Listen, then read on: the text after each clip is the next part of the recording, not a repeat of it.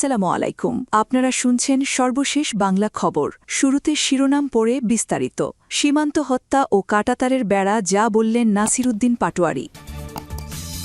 কোনো হিন্দু মুসলিমদের অত্যাচার করলে ছাড় দেওয়া হবে না, বিজয়। নতুন দিগন্ত উন্মোচিত হবে, শুভেন্দুকে শুভেচ্ছা জানিয়ে জিএম কাদের। শাপলা গণহত্যার পর জবাবদিহিতা নিশ্চিত হলে জুলাই হতো না, নাহিদ। সর্বশেষ থাকছে, পলকের ঘাড়ের 2টি, কোমরের 3টি হাড় সরে গেছে। এতক্ষণ শুনছেন সংবাদ শিরোনাম, এখন বিস্তারিত। তবে তার আগে অনুরোধ থাকবে, ভিডিওটিতে একটি লাইক দিন এবং ভিডিও সম্পর্কে আপনাদের গুরুত্বপূর্ণ মতামত কমেন্ট করে জানিয়ে দিন। সীমান্ত হত্যা ও কাঁটাতারের বেড়া যা বললেন নাসির উদ্দিন পাটোয়ারি। ভারত-বাংলাদেশ সীমান্তে নতুন কাঁটাতারের বেড়া ও সীমান্ত হত্যা নিয়ে উদ্বেগ প্রকাশ করে ফেসবুকে স্ট্যাটাস দিয়েছেন জাতীয় নাগরিক পার্টির মুখ্য সমন্বয়কারী নাসির উদ্দিন পাটোয়ারি। সোমবার নিজের ভেরিফাইড পেজে এই পোস্ট দেন তিনি। পাটোয়ারি লেখেন, ভারত-বাংলাদেশ সীমান্তে নতুন করে কাঁটাতারের জন্য জমি বরাদ্দ ও বিভেদের দেয়াল নির্মাণে সাম্প্রতিক উদ্যোগ শুধু দুই দেশের সম্পর্ক নয়, পুরো দক্ষিণ এশিয়ার ভবিষ্যৎ নিয়েই নতুন উদ্বেগ সৃষ্টি করেছে। সীমান্তকে শুধু মানচিত্রের রেখা নয়, বরং মানুষের জীবন, মানবাধিকার ও পারিবারিক বন্ধনের সঙ্গে জড়িত বিষয় বলে উল্লেখ করেন তিনি। বছরের পর বছর ধরে নিরস্ত্র বাংলাদেশি নাগরিক হত্যাকে তিনি মানবিক বিবেকের প্রশ্ন হিসেবে তুলে ধরেন। পাটোয়ারি আরও লেখেন, আমরা বিশ্বাস করি সভ্য বিশ্বের সীমান্ত ব্যবস্থাপনা ভয়, গুলি ও বিভেদের দেয়াল দিয়ে নয়, পারস্পরিক সম্মান, মানবিক মূল্যবোধ ও দায়িত্বশীল কূটনীতির মাধ্যমে পরিচালিত হওয়া উচিত। বাংলাদেশ ও ভারতের জনগণের মধ্যে শত বছরের ইতিহাস, সংস্কৃতি ও মানবিক সংযোগের কথা স্মরণ করিয়ে দিয়ে তিনি বলেন, এমন কোনো পদক্ষেপ কাম্য নয় যা দুই দেশের মানুষের মধ্যে অবিশ্বাস ও দূরত্ব তৈরি করে। বাংলাদেশ সরকারের প্রতি জোরালো আহ্বান জানিয়ে পাটোয়ারি বলেন, সীমান্ত হত্যা ও মানবাধিকার লঙ্ঘনের বিষয়ে কার্যকর কূটনীতিক পদক্ষেপ নিতে হবে এবং আন্তর্জাতিক মহলে বিষয়টি শক্তভাবে তুলে ধরতে হবে। স্টেটাসের শেষে পাটোয়ারি লেখেন, আজ দক্ষিণ এশিয়ার প্রয়োজন সংঘাত নয় সংহতি, দেয়াল নয় সহযোগিতা, ভয় নয় আস্থা, মানবাধিকার, জনগণের মর্যাদা, ন্যায়ভিত্তিক কূটনীতি ও পারস্পরিক সম্মানের ভিত্তিতেই গড়ে উঠতে পারে একটি শান্তিপূর্ণ, স্থিতিশীল ও সমৃদ্ধ দক্ষিণ এশিয়া। কোনো হিন্দু মুসলমানদের অত্যাচার করলে ছাড় দেওয়া হবে না, বিজয়। তামিলনাড়ুর নবনিযুক্ত মুখ্যমন্ত্রী জোসেফ বিজয় ওরফের থালাপাতি বিজয় নাগরিক অধিকার রক্ষা এবং সামাজিক শৃঙ্খলা বজায় রাখতে অত্যন্ত কঠোর অবস্থান গ্রহণ করেছেন। মঙ্গলবার 12 মে সকালে এক বার্তায় তিনি স্পষ্ট জানিয়ে দিয়েছেন, তার রাজ্যে যদি কোনো হিন্দু মুসলমানদের ওপর অত্যাচার করে, তবে তার ফল বিশ্বের ইতিহাসে একটি দৃষ্টান্ত হয়ে থাকবে। তিনি হুঁশিয়ারি দিয়ে কোনো হিন্দু মুসলিমদের অত্যাচার করলে ছাড় দেওয়া হবে না, বিজয়। তামিলনাড়ুর নবনিযুক্ত মুখ্যমন্ত্রী জোসেফ বিজয় ওরফে থালাপাতি বিজয় নাগরিক অধিকার রক্ষা এবং সামাজিক শৃঙ্খলা বজায় রাখতে অত্যন্ত কঠোর অবস্থান গ্রহণ করেছেন। মঙ্গলবার 12 মে সকালে এক বার্তায় তিনি স্পষ্ট জানিয়ে দিয়েছেন, তাঁর রাজ্যে যদি কোনো হিন্দু মুসলিমদের ওপর অত্যাচার করে, তবে তার ফল বিশ্বের ইতিহাসে একটি দৃষ্টান্ত হয়ে থাকবে। তিনি হুঁশিয়ারি দিয়ে বলেন, অপরাধী যে ধর্মেরই হোক না কেন, কাউকে বিন্দুমাত্র ছাড় দেওয়া হবে না। মুখ্যমন্ত্রীর মতে, নাগরিকের অধিকার সবার জন্য সমান এবং এটি রক্ষা করা সরকারের প্রধান দায়িত্ব। সাম্প্রদায়িক সম্প্রীতি বজায় রাখার পাশাপাশি ক্ষমতা গ্রহণের পর প্রথম বড় সিদ্ধান্ত হিসেবে তিনি রাজ্য জুড়ে 700রও বেশি মদের দোকান বন্ধের নির্দেশ জারি করেছেন।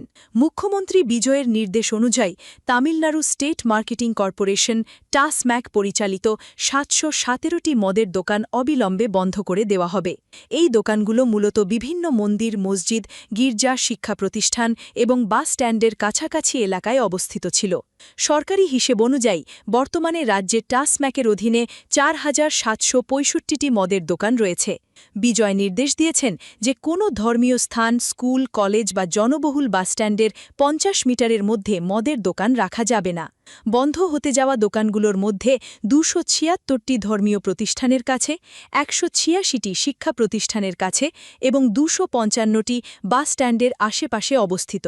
গত রবিবার 51 বছর বয়সী এই অভিনেতা ও রাজনীতিবিদ তামিলনাড়ুর মুখ্যমন্ত্রী হিসেবে শপথ গ্রহণ করেন। তার রাজনৈতিক দল টিভিকে তামিলনাড়ু ভেট্টি কাজাঘম এবারের নির্বাচনে ডিএমকে এবং এআইএডিএমকের দীর্ঘদিনের দ্বিমুখী আধিপত্য ভেঙে দিয়ে একটি ঐতিহাসিক বিজয় অর্জন করেছে। কংগ্রেস, বামপন্থী দলসমূহ এবং মুসলিম লীগের মতো বিভিন্ন পক্ষের সমর্থন নিয়ে বিজয়ের নেতৃত্বে তামিলনাড়ুর ইতিহাসে প্রথমবার একটি জোট সরকার গঠিত হয়েছে। ক্ষমতা লাভের পর থেকে তিনি সামাজিক সংস্কারের ওপর বিশেষ গুরুত্ব দিচ্ছেন, যার অংশ হিসেবেই এই বিশাল সংখ্যক মদের দোকান বন্ধের সাহসী পদক্ষেপ নেওয়া হয়েছে বলে মনে করা হচ্ছে। মুখ্যমন্ত্রী হিসেবে দায়িত্ব নেওয়ার পর বিজয় জনকল্যাণমূলক বেশ কিছু কাজের অনুমোদন করেছেন, যার মধ্যে বিনামূল্যে 200 ইউনিট বিদ্যুৎ প্রদান এবং মহিলাদের নিরাপত্তার জন্য বিশেষ বাহিনী গঠন অন্যতম। এছাড়া জেলাগুলোতে মাদক বিরোধী বিশেষ ইউনিট গড়ার পরিকল্পনাও তিনি গ্রহণ করেছেন।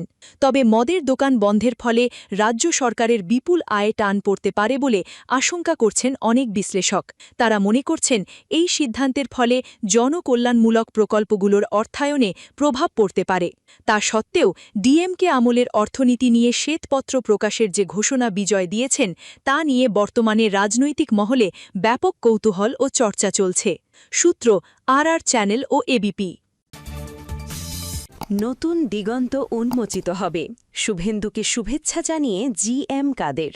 বিজেপি নেতা শুভেন্দু অধিকারীর নেতৃত্বে পশ্চিমবঙ্গ ও বাংলাদেশের মধ্যে বাণিজ্য, সংস্কৃতি সহ পারস্পরিক সহযোগিতার নতুন দিগন্ত উন্মোচিত হবে বলে মন্তব্য করেছেন বাংলাদেশের জাতীয় পার্টির জাতীয় চেয়ারম্যান গোলাম মোহাম্মদ কাদের, জিএম কাদের। সোমবার 11 মে ভারতের পশ্চিমবঙ্গের মুখ্যমন্ত্রী হিসাবে দায়িত্ব গ্রহণ করায় বিজেপি নেতা শুভেন্দু অধিকারীকে ঢাকার ভারতীয় উচ্চ কমিশনের মাধ্যমে পাঠানো শুভেচ্ছা বার্তায় এই মন্তব্য করেছেন। মঙ্গলবার 12 মে জাপা চেয়ারম্যানের প্রেস সেক্রেটারি সূর্যদীপ্ত সূর্যের পাঠানো এক সংবাদ বিজ্ঞপ্তিতে এই তথ্য জানানো হয়েছে।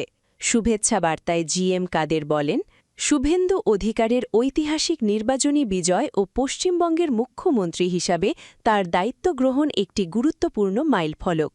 এ সাফল্য শুধু বিজেপির জন্যই নয়, পশ্চিমবঙ্গের গণতান্ত্রিক অভিযাত্রার জন্য তাৎপর্যপূর্ণ।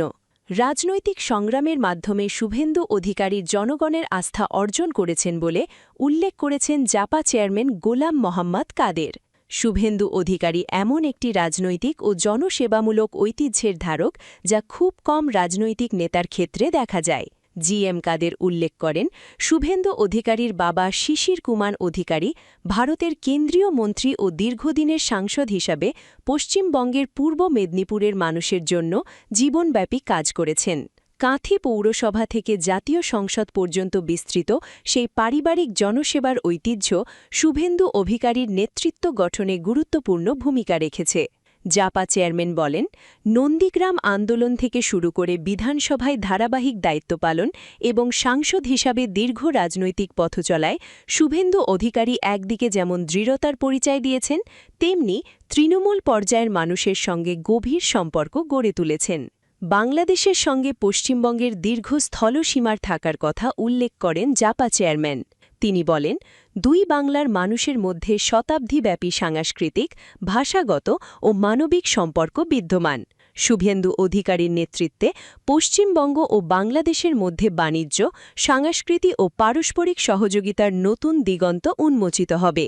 জাপা চেয়ারম্যান জানান, তার দল সবসময় সীমান্তের উভয় পাশের সাধারণ মানুষের কল্যাণে বিশ্বাস করে।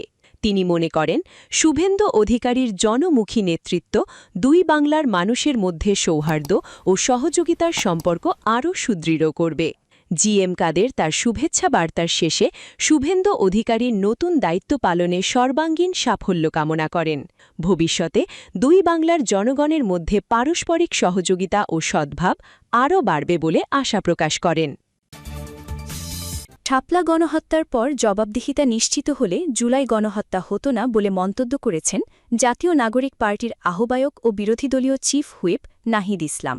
মঙ্গলবার 12 মে রাজধানীর কাকরাইলে ইনস্টিটিউট অব ডিপ্লোমা ইঞ্জিনিয়ার্সে এনসিপি সমর্থিত সংগঠন ন্যাশনাল ওলামা অ্যালায়েন্স আয়োজিত শাপলা গণহত্যা বিচারহীনতার এক যুগ শীর্ষক আলোচনা সভায় তিনি এই কথা বলেন। নাহিদ বলেন, বাংলাদেশের রাজনীতিতে বড় ক্ষত তৈরি করেছে শাপলা গণহত্যা। এই গণহত্যা ঠেকাতে পারলে জুলাই গণহত্যা হতো না।